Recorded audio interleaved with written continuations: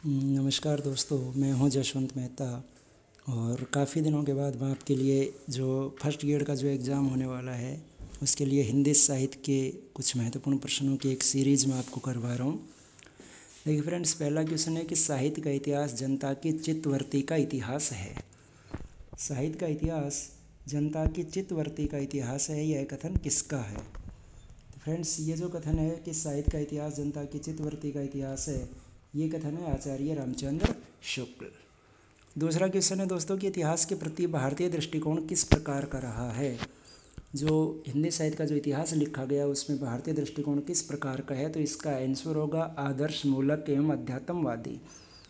क्योंकि जो भारतीय जो हिंदी साहित्य में जो रचनाएं हुई हैं वो या तो अध्यात्म को लेकर रचनाएं की गई हैं या फिर लगभग सामाजिक आदर्शों को लेकर, सामाजिक व नैतिक आदर्शों को लेकर रचनाएं की गई हैं। इसलिए हम मानते हैं कि हिंदी साहित्य जो है वो आदर्श मूलक एवं अध्यात्मवादी रहा है। अगला क्वेश्चन है दोस्तों कि हिंदी साहित्य की भूमिका के लेखक कौन हैं। ये जो हिंदी साहित्य की भूमिका नामक जो ग्रंथ है, ये हिंदी साहित्य की भूमिका के लेखक कौन है, तो हिंदी साहित्य की भूमिका था आचार्य हजारी प्रसाद द्विवेदी। अगला क्वेश्चन है हिंदी साहित्य के इतिहास लेखन की परंपरा का सूत्रपात किसने किया। यानी हिंदी साहित्य का इतिहास सबसे पहले किसने लिखा, तो वह आंसर होगा आपका गारसाद तोसी। गारसाद तोसी ने सबसे पहला इतिहास ग्रंथ लिखा था इस्तुवार दयाला लिटरेचर हिंदुस्तानी। और इसका जो प्रकाशन वर्ष है वो है 1839 ईस्वी। इसकी जो मूल भाषा है वो फ्रेंच है। क्योंकि हो सकता है ये क्वेश्चन बना सकता है जैसे हिंदी साहित्य का सबसे पहला इतिहास किस भाषा में लिखा गया, वो फ्रेंच भाषा में लिखा गया। किस समय प्रकाशित हुआ, वो 1839 ईस्वी में प्रकाशित हुआ। अगला क्वेश्चन है दोस्तों कि आचार्य रामचंद्र शुक्ल के इतिहास ग्रंथ का नाम बताइए।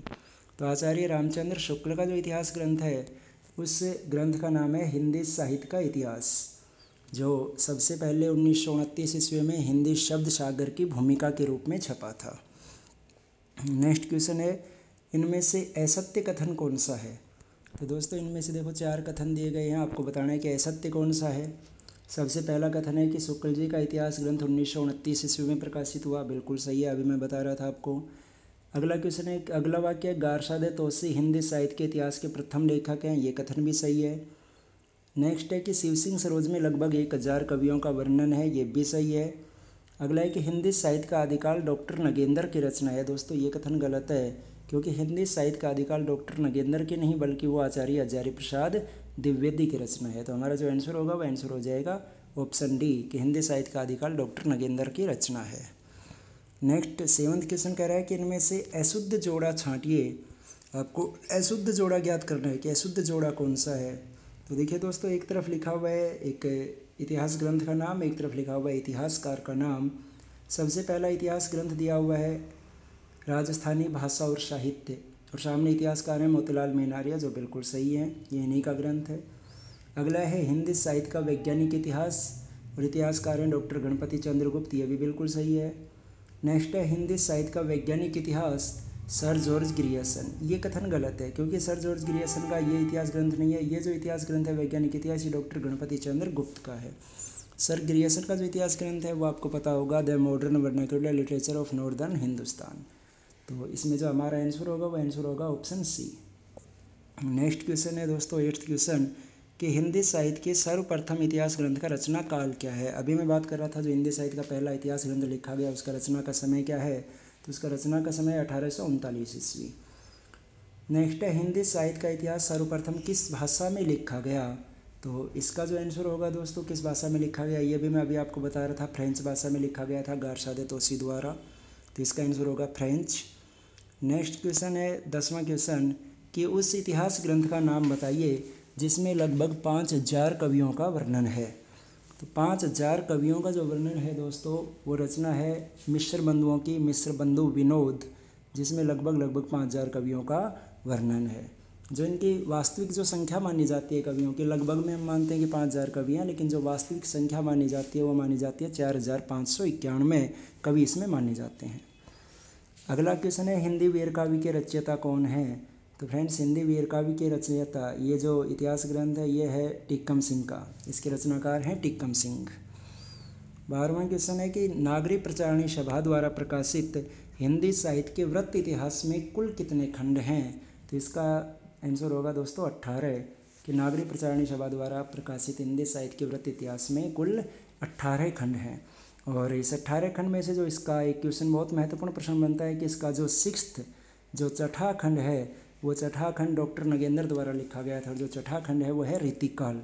ये क्वेश्चन बहुत बार एग्जाम में देखा गया है कि हिंदी साहित्य के वृत्त इतिहास का चौथा भाग रीतिकाल किसने लिखा था। वो चौथा भाग जो रीतिकाल है वो लिखा गया है डॉक्टर नगेंद्र द्वारा। अगला क्वेश्चन है दोस्तों 13वां क्वेश्चन कि नागरी प्रचारणी सभा काशी द्वारा प्रकाशित हिंदी साहित्य के वृत्त इतिहास के चौथे खंड रीतिकाल के संपादक कौन है। अभी जिस क्वेश्चन की मैं बात कर रहा था वही क्वेश्चन है ये कि इसके चौथे भाग रीतिकाल के संपादक कौन है।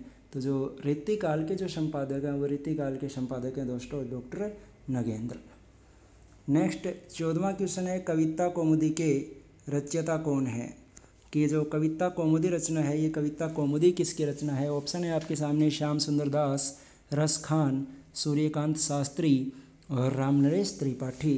तो दोस्तों ये जो कविता कौमुदी रचना है इसके रचनाकार है रामनरेश त्रिपाठी। ये वही रचना है जिसकी सहायता आचार्य रामचंद्र शुक्ल ने अपने इतिहास ग्रंथ के लेखन में भी ली थी, रामनरेश त्रिपाठी की कविता कौमुदी।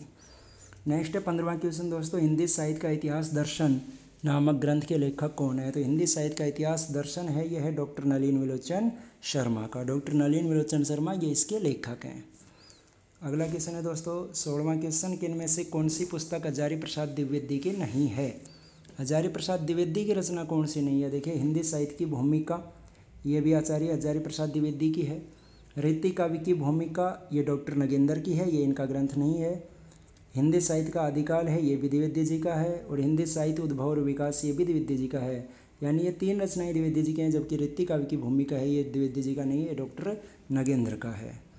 अगला क्वेश्चन है दोस्तों कवि वचन सुधा के संपादक का नाम बताइए। यहाँ से कुछ एक क्वेश्चन पत्र पत्रिकाओं के दिए हुए हैं कि कवि वचन सुधा के संपादक का नाम बताइए। तो इस पत्रिका के संपादक थे भारतेंदु हरिश्चंद्र जी।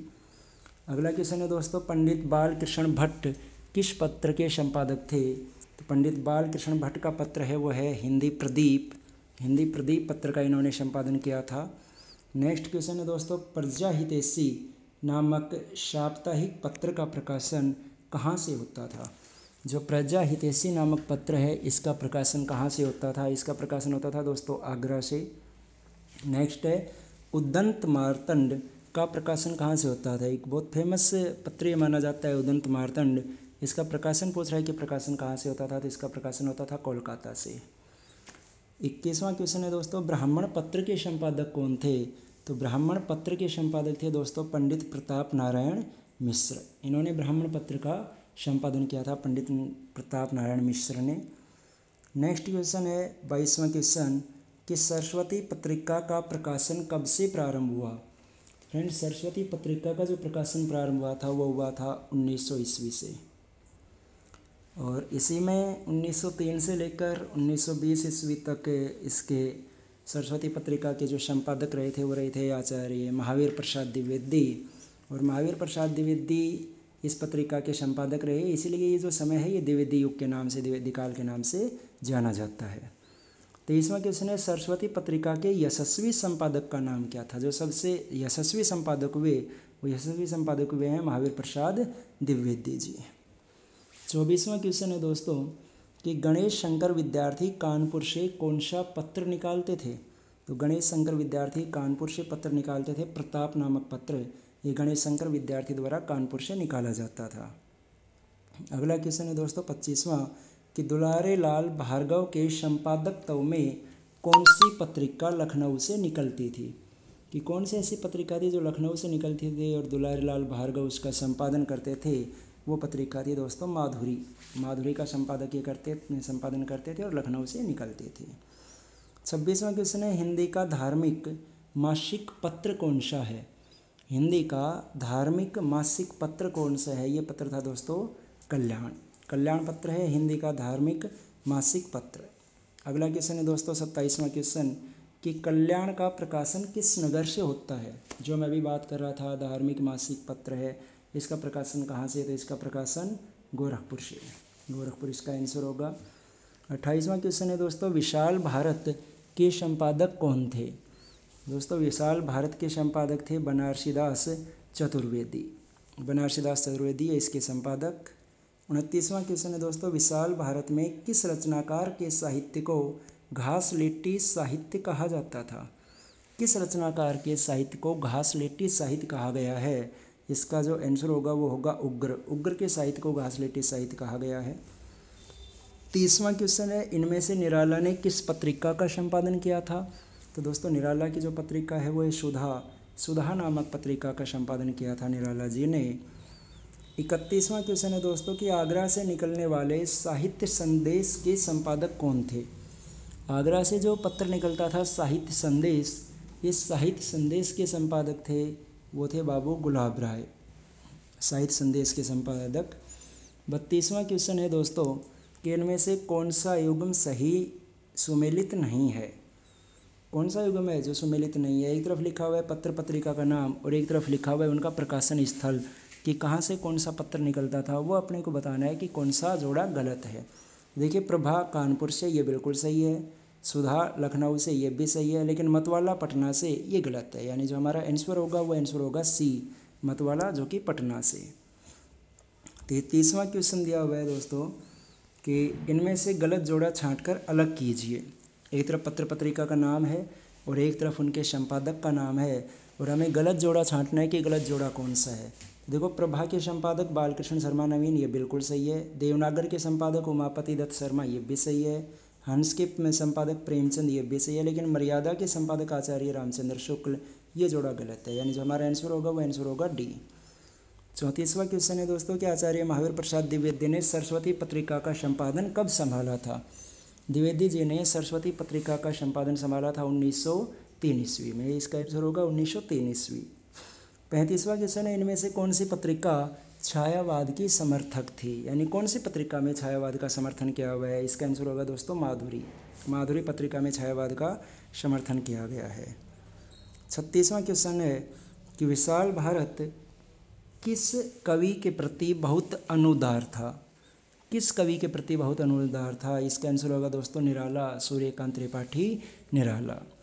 37वां क्वेश्चन है, हिंदी भाषा का संस्कार एवं प्रेमार्जन किस पत्रिका के माध्यम से हुआ? हिंदी भाषा का संस्कार एवं प्रेमार्जन किस पत्रिका के माध्यम से हुआ? इसका आंसर होगा दोस्तों सरस्वती पत्रिका।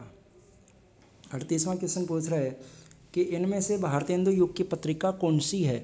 तो दोस्तों जो भारतेंदु युग की पत्रिका है वो है कवि वचन सुधा। पहले भी क्वेश्चन आ चुका है, कवि वचन सुधा के संपादक तो भारतेंदु हरिश्चंद्र। तो स्वाभाविक है कि भारतेंदु युग की पत्रिका होगी, क्योंकि संपादन ही भारतेंदु हरिश्चंद्र ने किया था। 39वां क्वेश्चन है, इनमें से महात्मा गांधी के संपादन में निकलने वाला पत्र कौन सा था? कि महात्मा गांधी के संपादकत्व में निकलने वाला पत्र कौन सा था? वो था हिंदी नवजीवन। हिंदी नवजीवन पत्र के संपादक महात्मा गांधी। 40वां क्वेश्चन है, माखनलाल चतुर्वेदी के संपादकत्व में निकलने वाला पत्र कौन सा था? माखनलाल चतुर्वेदी ने किस पत्र का संपादन किया था? तो वो होगा आंसर दोस्तों कर्मवीर। कर्मवीर के संपादक माखनलाल चतुर्वेदी। अगला 41वां क्वेश्चन है दोस्तों, कादम्बनी के संपादक का नाम बताइए। कि जो कादम्बनी है, इस कादम्बनी के संपादक कौन थे? तो कादम्बनी के संपादक थे राजेंद्र अवस्थी। नेक्स्ट दोस्तों, कमलेश्वर किस कहानी पत्रिका के संपादक थे? तो कमलेश्वर किस कहानी पत्रिका के संपादक थे? इसका आंसर होगा दोस्तों सारिका। सारिका का संपादन कमलेश्वर ने किया था।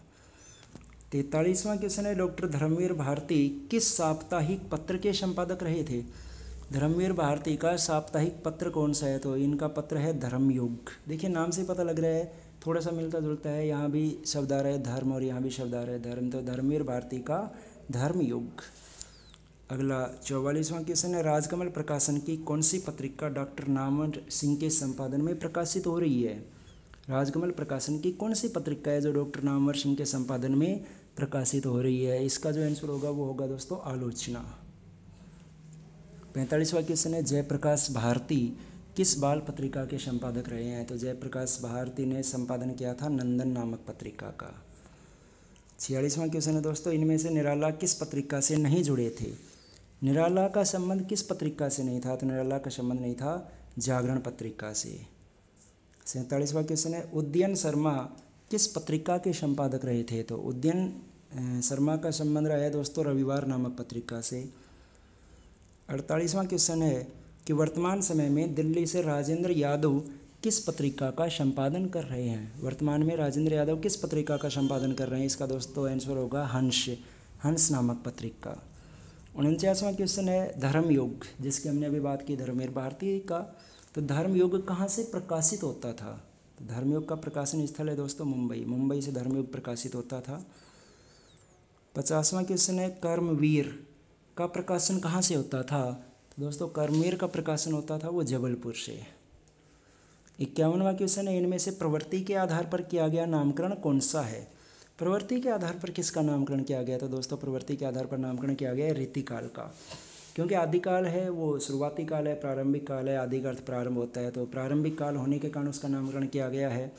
भारतेंदु युग है वो भारतेंदु हरीशचंद्र के नाम पर किया गया है। रीतिकाल का जो नामकरण है वो प्रवृत्ति के आधार पर किया गया है, क्योंकि इस समय इसकी विशेषता थी, इसकी प्रवृत्ति थी कि इस समय रीति ग्रंथों की ज़्यादा रचना हुई थी। रीति ग्रंथों की रचना के कारण इसे रीतिकाल कहा गया था।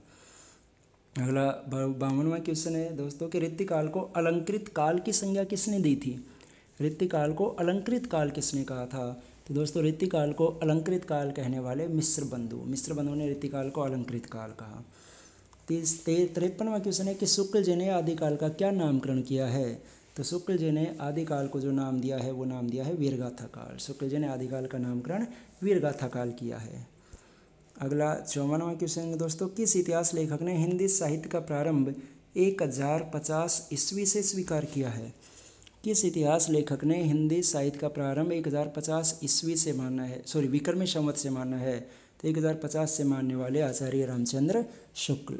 और 55वां क्वेश्चन है दोस्तों कि शुक्ल जी ने आधुनिक काल का नाम क्या रखा है? तो शुक्ल जी ने आधुनिक काल को जो नाम दिया है वो नाम दिया है गद्य काल। इन्होंने आधुनिक काल को गद्य काल नाम दिया है। ये दोस्तों हिंदी साहित्य के 55 क्वेश्चन थे। उम्मीद करता हूँ कि आप इन्हें याद कर लेंगे, क्योंकि मुझे लगा कि ये बहुत महत्वपूर्ण प्रश्न है एग्ज़ाम के लिए, तो इन्हें आप याद कर लें। रोज़ाना इसी प्रकार की सीरीज़ लेकर आऊँगा जब तक आपका एग्ज़ाम नहीं हो जाता तब तक। और 28-29 क्लासें हमारी हिंदी साहित्य में दोस्तों हो चुकी हैं। कोशिश करूँगा कि कल से आगे कंटिन्यू करवाया जाए और आपके एग्ज़ाम से पहले कंप्लीट हिंदी साहित्य आपको करवा दिया जाए। धन्यवाद दोस्तों।